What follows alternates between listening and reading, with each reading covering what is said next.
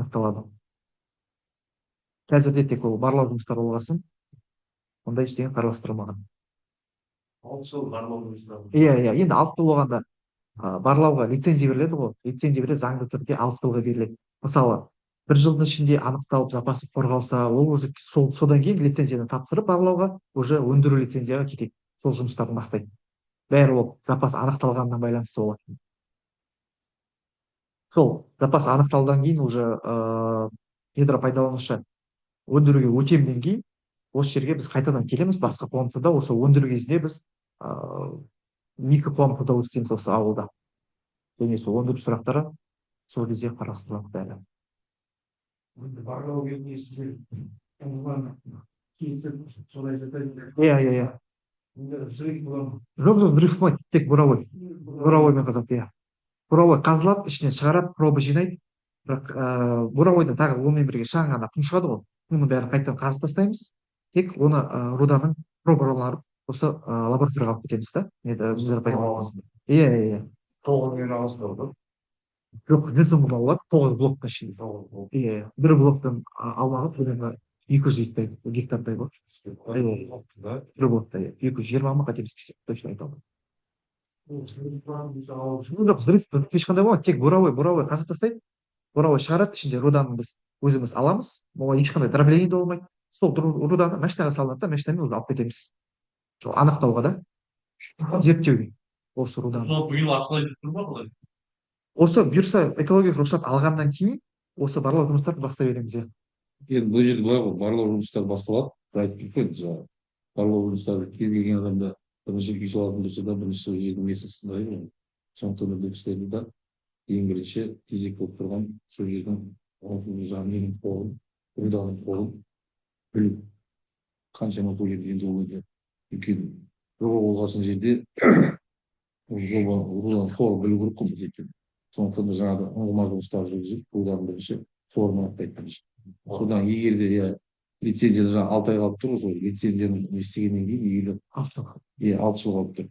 Егер де жаңағы ол сол өздерінің істеген көрсетілген несін егер де болса, онда ол лицензияны тапсырып уже добычаға бастайсыз. Добычаға ол кезде бұндай жиналысы тағы бір түрлі болады. Ол кезде екі жиналыс болады. Добычаға отдельно болады. Мынау әзірше барлау жұмыстары.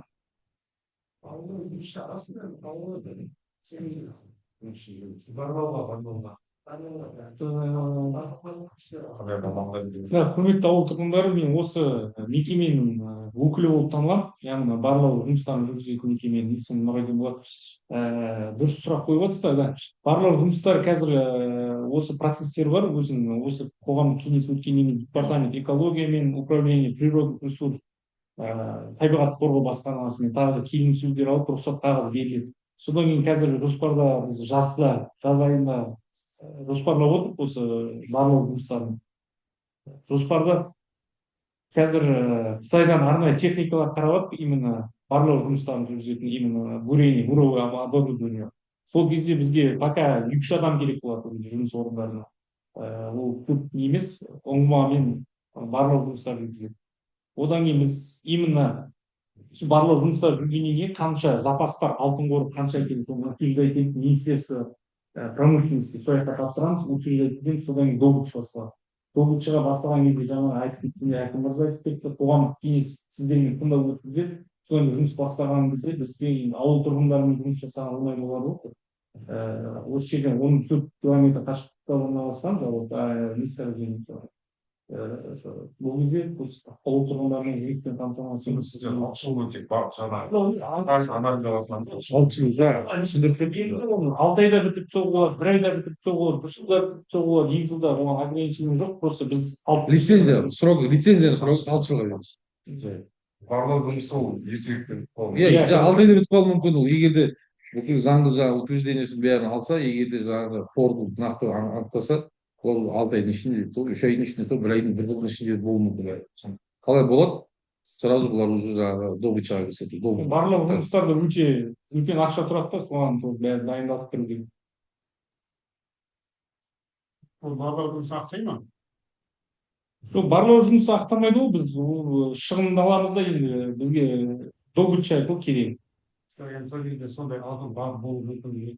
Бұл тарихи мағлұматтарға сүйене отырып сол жерде бұрын зерттелген, 900 жылдар 1949-50 жылдар зерттелген, сол бойынша министерствода осы база тіркелген алтын қоры бар деп. Бірақ нақты қандай көлемде бар екен ол жерде көзделмеген. Сол үшін біз қанша көлемде бар, қанша объем шығады, соны зерттеп тіркеуіміз керек министерство. Содан кейін олар рұқсат қағазын береді пайдалануға. Белгісіз нәрсе болmuş. Белгілі. Алтын бар екені белгілі. Қандай көлемде? Қандай көлемде екені белгісіз. Қандай көлемде екені. Бәрі осы алтынды юбилейный содан қарап жатқан нелер болуы мүмкін. Енді 30 шақырым бұлауға деген қарсы емес қой, жақсы жер жоқ. Бұлауға енді олай сіздер жағынан ал бір пайда, не пайда бар? Бұйырса өндіруге кеткеннен кейін бізде қазір осы Қазақстан 2025 жылдан бастап мысалы кен орны дейді да, ауылдың қасындағы ол біздің желание емес, ол қазір заңды түрде местный адамдарды алу керек. Сол жұмысқа алынады. Одан бөлек жаңа енді осы ауыл округтен Мұғалжар ауданы ұлттанады. Мұғалжар ауданына табыс тауып жұмыс басталған уақытта енді акиматпен меморандумға отырып Айтады осы. Барлаудан ешқандай пайда әкелмейді, бұл жерде тексеріс жұмыстары ғой. Онда тек бір бурауға кетіп кетеді. Енді бар ғой.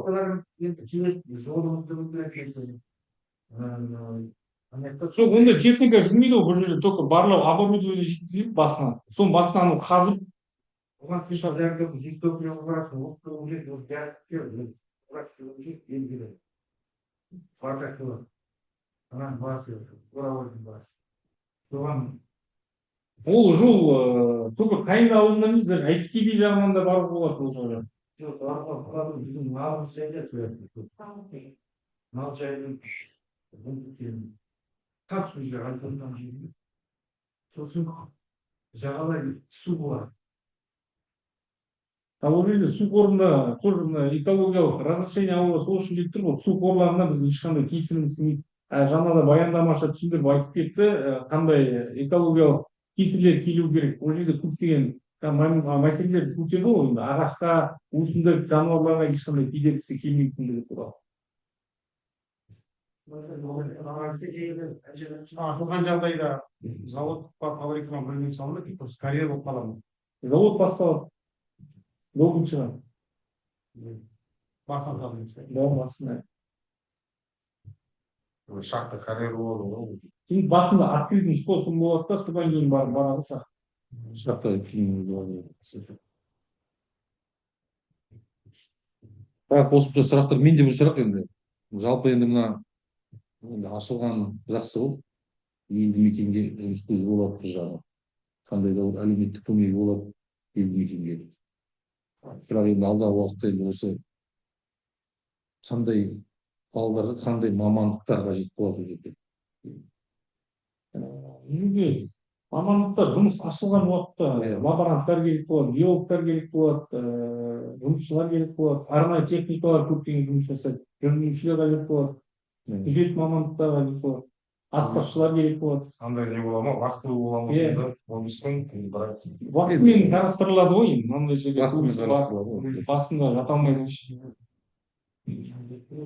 Осылай месторождение анализ алып сендер ары қарай 15 завод болып кеткен видео бар ма? Жұмыс істеп жатқан. Осылай аяға. Біз именно алтын бойынша жоқ, қиыршық бойынша бар бізде жұмыс жасалуда. Шебин, биршігізде бар, Мұғалжарда бар. Міне завод 60-70 адам жұмыс жасайды. Бір мекеме ғой. Иә. Солар өзім басшымын өзінде.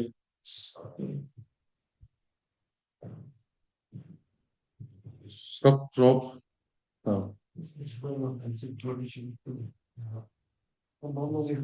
Барлау жұмыстары ол запасты анықтау.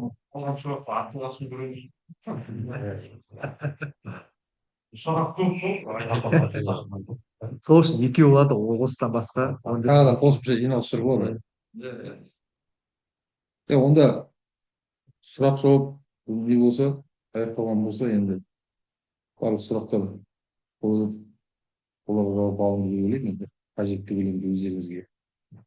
Соған байланысты мына Zoom тыңдаушыларда да сұрақтар жоқ па екен?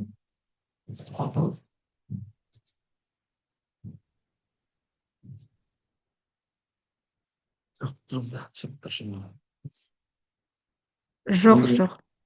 Бүгінгі қоғамдық тыңдау қорытындылауға келсек, онда Мыңжасар учаскесінде Ақтөбе облысында Мыңжасар учаскесінде қатты пайдаланып қазбалардың барлық жоспары жобасы бойынша қоршаған ортаға әсер ету рұқсаты өздеріңіз айтылған жаңағыдай координаттар бойынша 9 блок шегінде қоғамдық тыңдауларға қатысушылардың қаралған құжаттары мен тыңдалған баяндамалардың сапасы туралы олар түсінуін толықтығымен қолжетімдігі тұрғысынан жалпы пікір айта аламын. Құжаттар толық және түсінуге қолжетімді болып табылады деп ойлаймыз барлығымызда. Жаңа баяндама барлығы түсінікті болды барлығы. Осыған байланысты онда қоғамдық тыңдауды жабық деп есептеймін. Қоғамдық тыңдау енді барлау жұмыстарына қарсылық нелеріңіз жоқ па енді жалпы? Егер де айтатын сөздеріңіз болса, нелеріңіз болса, пікіріңізді тағы айтып өтуіңізге осы үшін. Егер болмаса, онда қоғамдық тыңдау бойынша регламент бойынша жабық түрде. Рахмет қатысқандарыңызға.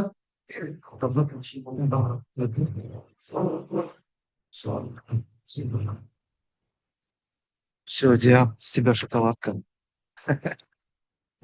Bueno. Жақсы, рахмет қатысқандарыңызға.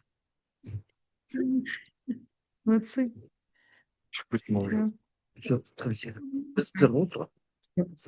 Пока. Салям. Что там слышно? Слышно, да. Ага. Все, давайте.